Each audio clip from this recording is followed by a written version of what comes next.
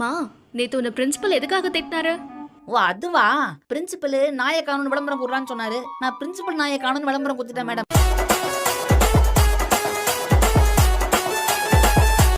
நான் வந்துட்டேன்.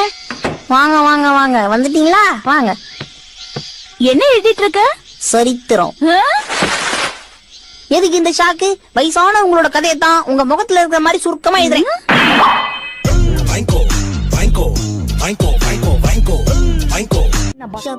கேப்ல வாய் விட்டு கேப் இல்லாம அடி வாங்கியிருப்பேன்.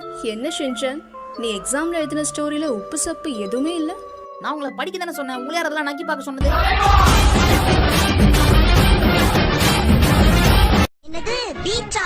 அங்க போய் யாராவது ஒரு அக்காவை பார்த்து அக்கா நீங்க எங்க இருந்து வரீங்கன்னு கேட்பேன். அவங்க உடனே நான் சைத்தம்ல இருந்து வரேன்ப்பா அப்படின்னு சொல்லுவாங்க.